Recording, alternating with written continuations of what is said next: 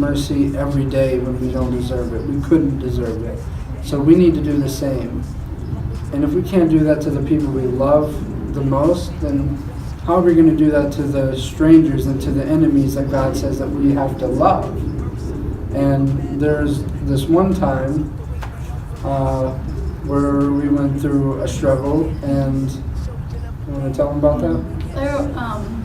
There was a situation that happened, and basically just wrong people got involved, and we were screaming at each other, and it was some wrong things were said, and our friendship fell apart a little bit, and I just remember being so devastated because I thought I was losing my best friend. I thought I was losing a person that I had that relationship with, that I could go to and talk about anything with, and I was petrified that I was never going to talk to Kyle again. But we had another class together, and I wasn't going to let him just walk out of my life. So I made the decision to be a stubborn person and not let him walk away.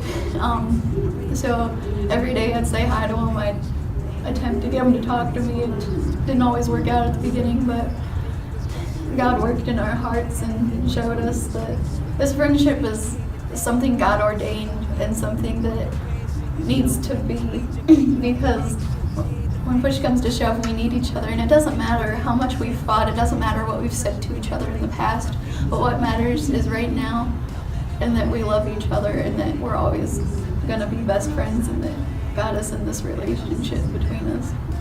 Yeah, no matter where we go, we know that we'll always have this closeness, that it can be weeks that I don't talk to her, and I know that I can pick up the phone and I can call her and I can say, hey, I need you, and she'd be there, and vice versa. And you may have noticed I'm playing with this rosary that I have on. I'm not Catholic, but I love rosaries. I think they're beautiful. And I remember she took a trip to Israel, and in Jerusalem she got this rosary for me. And it's not just the fact that I love rosaries, but the fact that she got it for me, that I wear this literally every day. And it's to remind me that, you know, I almost lost something so beautiful that God gave me because I was stubborn and full of pride and full of hate and anger, and God redeemed that. And I'm so thankful that she was stubborn and she annoyed me every day, because we wouldn't be friends right now, and we're closer than ever. And that's such a great feeling.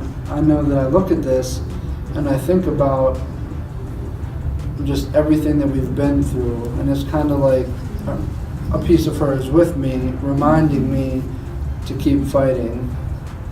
I also have a piece of him with me all the time. Freshman year, when we started getting close and I was dealing with a lot of insecurities and struggles, he gave me this cross necklace that it's come to mean a lot to me. It's a reminder to me that when I feel alone and when I feel downtrodden and when I feel unwanted and not beautiful, that I can just look down and see this and know that I have someone that truly cares about me, who makes me feel wanted and has showed me how beautiful God has created me.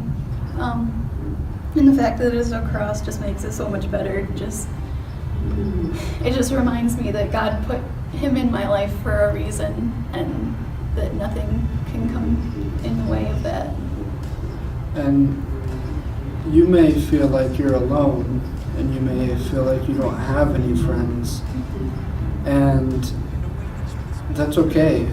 Sometimes in life we go through those periods where we're alone, and we've both been there, but God is with you, and he is who you need to build your foundation upon. He is the rock. She's not my rock. I'm not her rock. God is our rock, but we just support each other and point each other to the Father. And we would just encourage you to get involved in church and to try to outreach, even if you're one of those people who are introverts, to try to go out and talk and make friends. And it's important that you have that kind of fellowship. And I know some friendships last, some don't, but that's okay. Some people are only in your life for a period of time, and God uses them to teach you things, and I've had friends like that, and some people are here to stay. And we just wanted to use our story to talk about how good God is and how much we need one another to experience this daily struggle of life and walk the Christian walk in a world that is pretty hostile to Christianity and to God in general. And we need one another.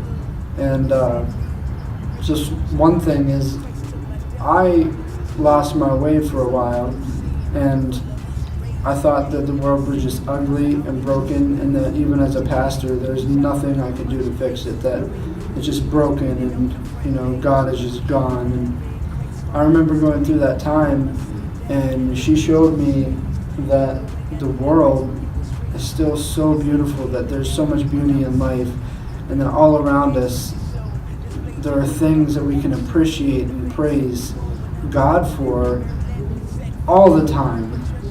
If we thanked Him for everything He gave us, we would need eternity, because He's given us so much.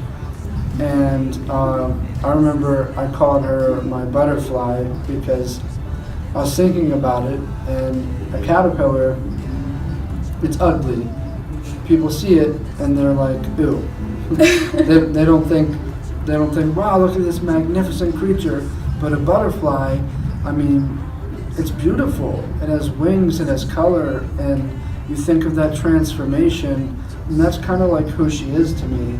So I call her my butterfly, because she reminds me that everything is beautiful in the light of the gospel, and that I'm beautiful. Maybe not this, but I'm certainly beautiful because God made me. And that was an important and hard lesson that I had to learn. And sometimes I forget it, and sometimes I think that this world is just gray and broken, and I get depressed. But that's why I got this butterfly, because it reminds me every day of my butterfly, who God gave me to show me that life is beautiful. I mean, there are horrible things out there. There's death, and poverty and sickness.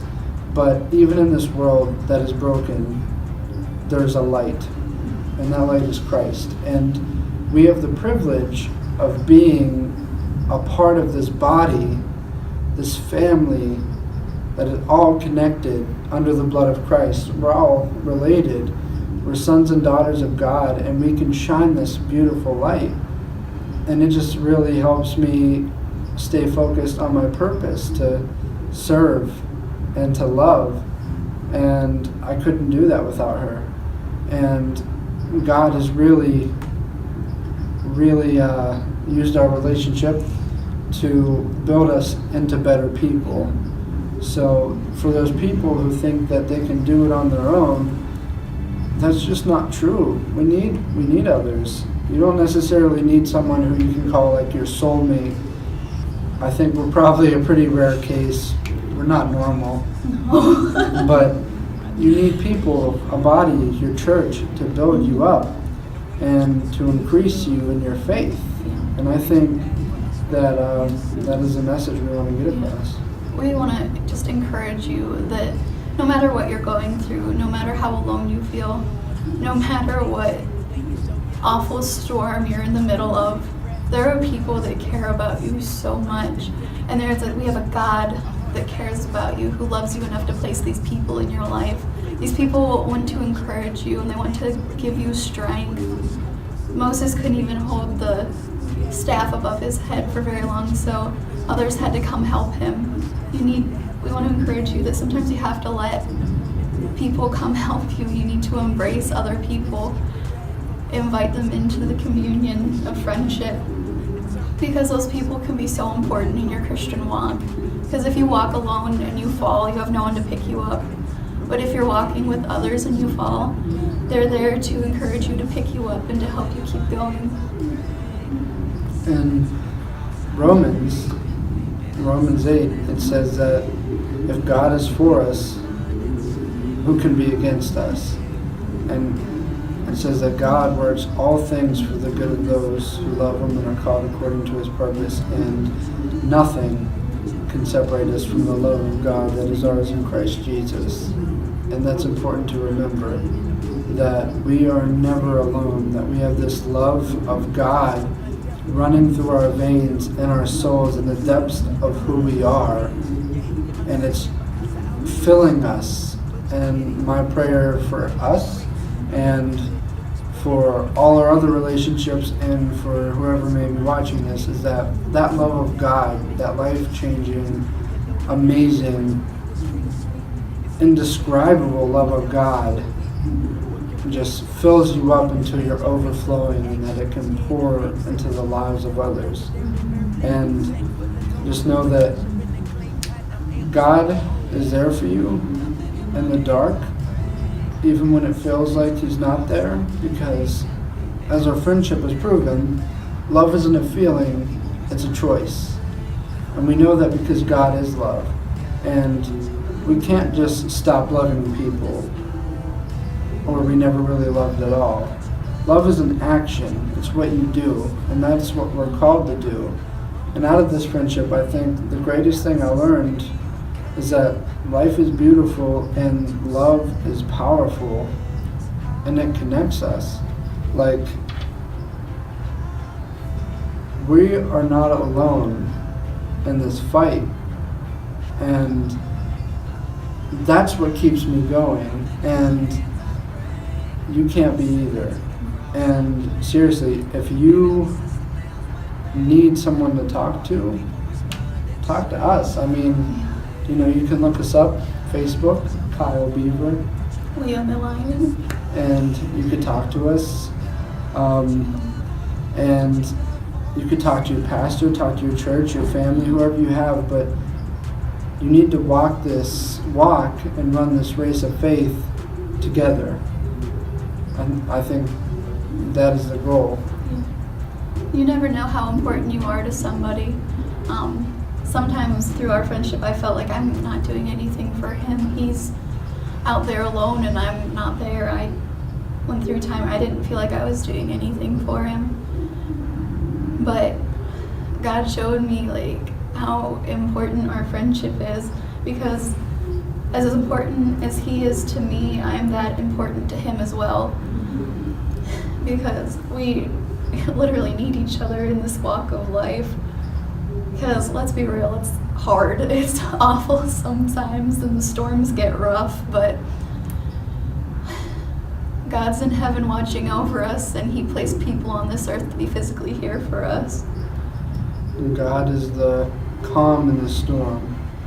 Even when things are raging around us and we can't breathe and our head is underwater, God can calm the storm. And when we go to Jesus, we get that calm. And things don't magically get better. I still struggle. I still have problems. I still have broken relationships and people that I loved that just left. But through all of that, God is still the constant. He is the same yesterday, today, and tomorrow. And he is love, and he loves me so much. And I know she reminds me of that every day. And no matter what you're going through, it's not worth hurting yourself, ending your life, feeling like you're worthless, feeling like you're not beautiful, because God made you into a masterpiece. And that is what we want you to get out of this.